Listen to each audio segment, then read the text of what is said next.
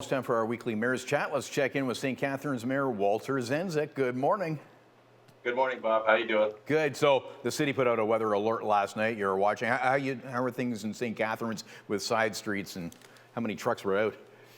Well, we had a call this morning at 6 o'clock. Luckily, we didn't get the volume that we thought we were going to get overnight. And so the trucks were out overnight. There was salting and clearing of snow. We have the full complement out today, and then we're looking to have contractors come in the afternoon to be able to help with the sides, the secondary roads. So by all accounts, we've got this one under control, unlike 2 weeks ago.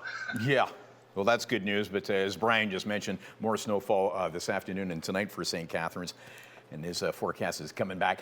Speaking of trucks, let's talk about the truck convoy. So someone flagged a fake post claiming to be you, supporting the truck convoy on their GoFundMe page. So an important warning here for everyone concerning that kind of thing.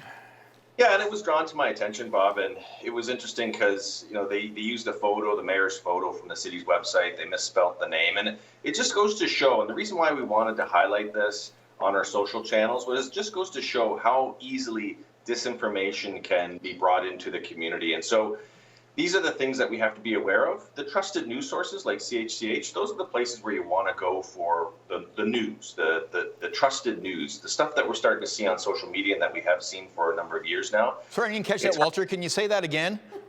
And we'll record on it for our next promo. It's true. The trusted source for news is CHCH, right?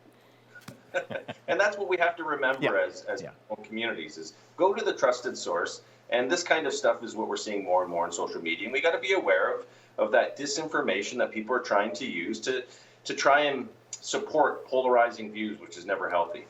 Well, there's been so many ugly things associated with that, but also with politics across the country, but in the region as well. And again, we have another unfortunate example with Ward 4 Councillor Porter having a rock through her window.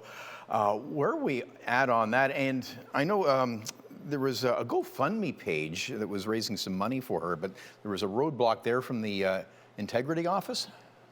Well, there's a roadblock because there was a complaint from a Thorold resident about whether or not this was accepting gifts because of the community stepping up to support Councillor Porter. And so decision has been made by Councillor Porter and Regional Councillor Yip that they're not going to use those funds because they don't want to incur any kind of integrity commissioner investigation, which will cost thousands of dollars. And so there's other ways and means that Councillor Porter will have the window fixed. And it just does speak to a broader discussion about let's have healthy debate, the kind of stuff that we're seeing where politicians' homes are being attacked and targeted.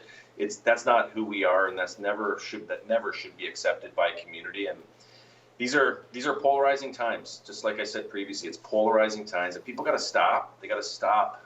They got to stop with these kind of acts that are just violent vandalism, and we got to stay away from that stuff. Absolutely. Let's talk about Black History Month because, of course, such a huge history with St. Catharines for Black History Month with the story of the underground tunnel.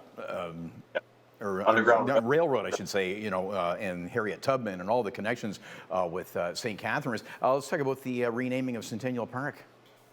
Right, we renamed that Centennial Park after Richard Pierpoint, who was the first black settler here in St. Catharines. He was given 200 acres of land for his support against the uprising that was taking place in the United States. And so his land here was part of that park, and Richard Pierpoint was a successful business owner here in our community.